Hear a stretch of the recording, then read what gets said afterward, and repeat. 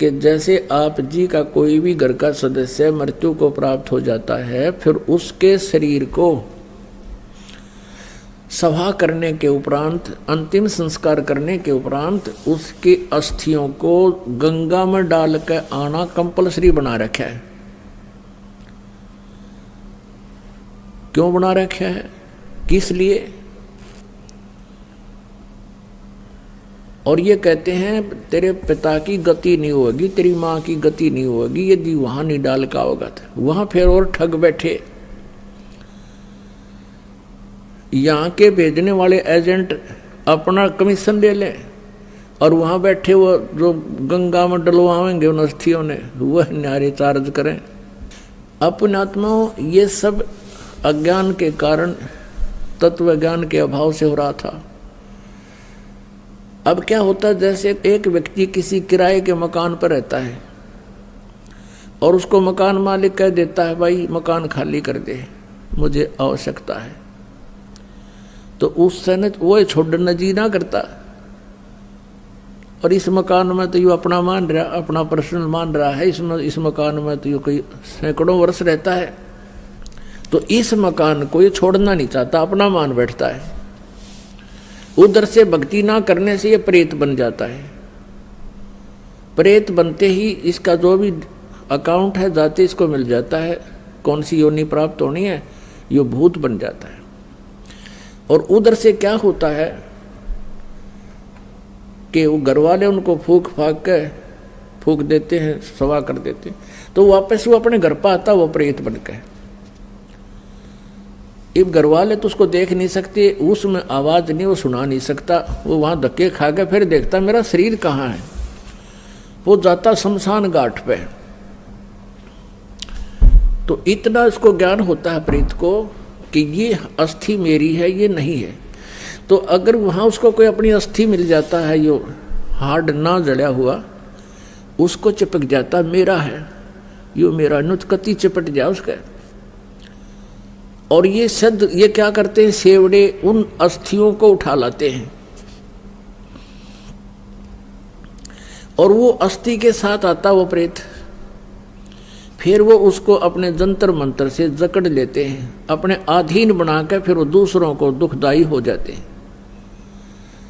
तो इस कारण से इसका उन्होंने निपटारा करवाने के लिए इन नकलियों ने ये सोचा कि भाई इन अस्थियां न उठाकर तुम वहां डालो, ऐसे गहरे जल में डाल दो जहां ये पितर प्रेत बनकर आवे तो उसका हाथ ना लगे, वो चपका नहीं और वापस तुम्हारे घर ना आ जावे, आसपास भी ना रहे। उनका उद्देश्य तो ये था। अब उससे क्या समाधान हो गया, वो तो बनना था वो बन चुका है, प्रेत बनना था या कोई पशु पक्षी बनना था वो तो बन चुका अपने पूर्व संस्कार से। अब वो नकीते ठाकर डालने जाओ, प्रेत वो बन ही चुका है। तो ऐसी हमारी ऐसी वृत्ति है इस जीव की, उसी आधार से सुखदेव वाली आत्मा का संस्कार ऐसा था कि उसने गंदे अंडे में ही ऐसे उसका अंडा नष्ट हो गया और उसका वो चिपका रहा, अपना जान के मेरा है मेरा है। यह वृत्ति है हमारी अपनात्मा। जैसे बच्चा गर्भ में आते ही माता को अपनापन हो जाता है और किसी कारण से वो गर्भपात हो जाता है तो बहुत रोती है कि मेरा था मेरा था।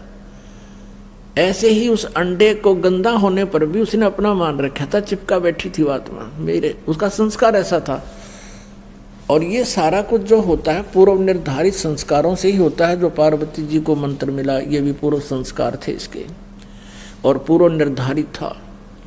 अब केवल कबीर परमेश्वर ही उसको परिवर्तन कर सकता है और किसी पर परिवर्तन नहीं होना। तो ये सारा कुछ हुआ तो पूर्व संस्कार से, लेकिन घटना ऐसे घटी हो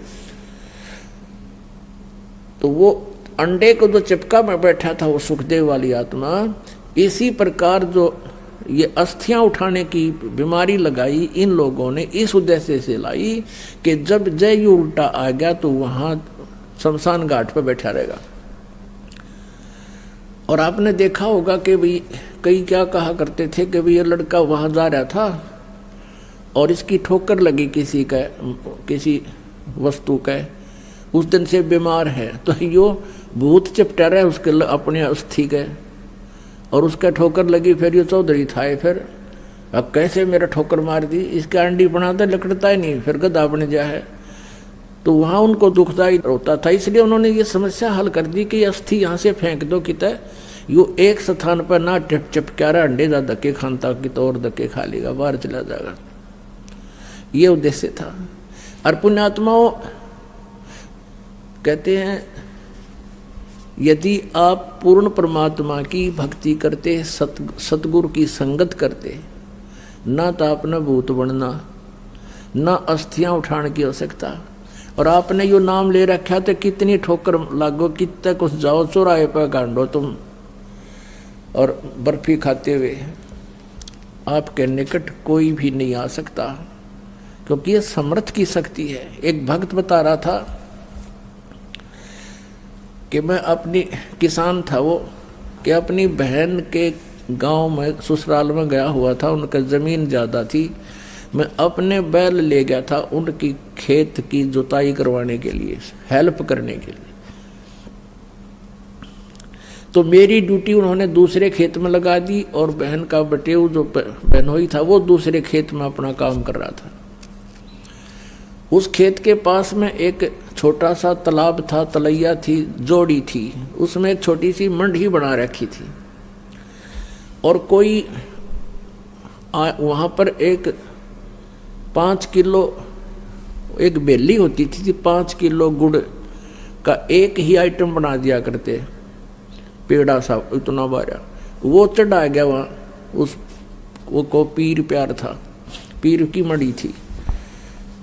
वो कहने लगा मैं बैलों को पानी पिलाने के लिए जब उस गया वहाँ तालाब में, तो मैंने देखा इतना गुड़ दरा बहुत सुंदर, मैंने वो उठा लिया, कुछ तो आप खाया, कुछ कूट छेद कर बैलों को खिला दिया, चारे में डाल दिया।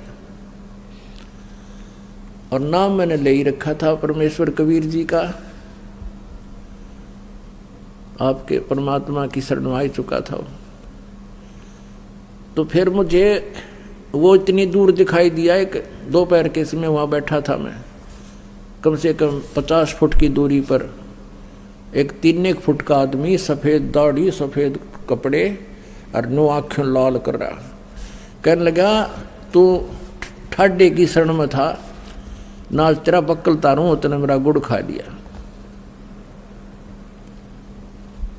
तो तगड़े की शरण में था इसलिए बच गया, ना तेरा बक्कल तारूं, तने मेरा गुड़ खा लिया। ये भूत बेटी के बाप खावे कुत्ते, उनको भी यही आभास है कि मेरा है, बस दर्द दिहाड़े मेरा हो गया भी हो। तो पुण्यात्माओं आप समर्थ की शरण आ चुके हो, ये तो आपका असर करें।